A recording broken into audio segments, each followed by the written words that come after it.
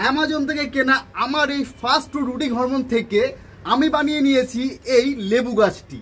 তো এখন এই লেবু গাছের মতনই আমি আরও একটি গাছ কাটিং করে আপনাদেরকে দেখাবো যে কিভাবে এই ফার্স্ট রুটিং হরমোন থেকে গাছের কাটিং থেকে গাছ তৈরি করা যায়। তো চলুন আমরা দেখে নিই যে কীভাবে রুটিং হরমোনের দ্বারা এই গন্ধরাজ ফুল গাছের ডাল কেটে আরও একটি গন্ধরাজ ফুল গাছ বানানো যায়।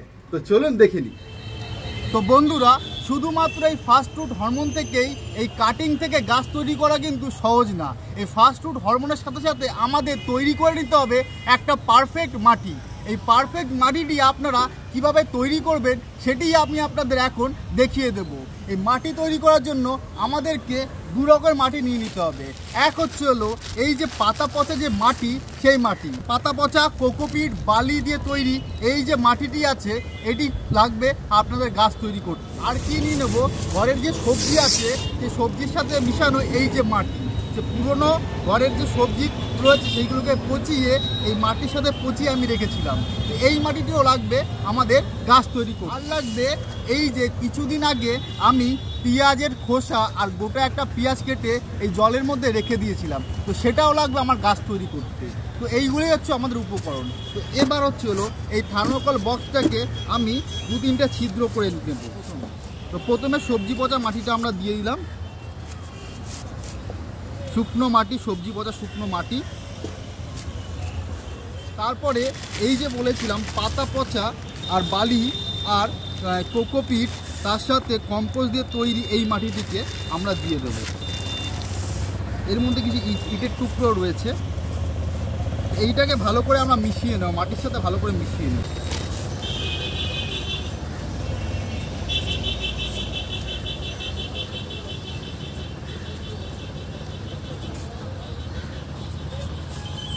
এবার এই যে ডালটি আছে এই ডালটিকে আমরা 45 ডিগ্রি অ্যাঙ্গেলে কেটে নেব।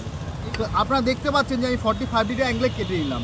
এবার কি করব, ডাইরেক্ট পেঁয়াজ মিশানো জলটা না দিয়ে অল্পটা জল নিয়ে আমি অল্প একটু পেঁয়াজ মিশানো জল নিয়ে আমি এই যে আমার এই থার্মোকল বক্সের মধ্যে আমি দিয়ে দেবো। এই যে মাইরে তৈরি তার মধ্যে দিয়ে দেবো আমরা এই পেঁয়াজ মিশানো জল। তো এই যে পেঁয়াজ মিশানো জল মিশানোর পরে আমরা এইভাবে রুট হরমোন দিয়ে নেব, দিয়ে তারপর ডাইরেক্ট এখানে পুঁতে দেবো। তো আমাদের পোতা হয়ে গেল।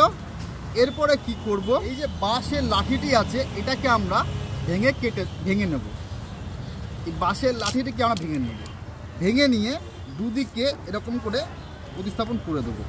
এতে কি হবে, আমাদের গাছটা নড়চড় হবে না, গাছটা সাপোর্ট পেয়ে যাবে এই বাঁশে। তারপরে আমরা কি করব, আমরা এরকম একটা প্লাস্টিক নিয়ে এটাকে ঢেকে দেবো পুরোটা।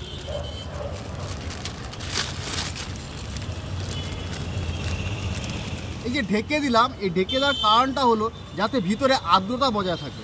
ঢেকে দেওয়ার পরে আমরা কি করব, এই উপর দিয়ে মাটি দিয়ে দেব যাতে প্লাস্টিকটা কোনো জায়গা থেকে হাওয়া পাস না হয়।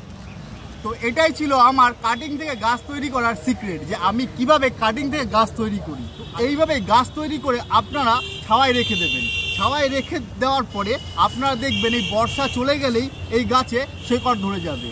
তো এইভাবেই আপনারা গাছ তৈরি করে নিতে পারবেন। তো এই পদ্ধতি ইউজ করেই আপনারা অনেক কাটিং থেকে গাছ তৈরি করতে পারবেন। তো কাটিং থেকে গাছ তৈরি করার এই পদ্ধতিটা আপনারা অবশ্যই পালন করুন, তাহলে আপনাদের আর গাছ কিনতে হবে না।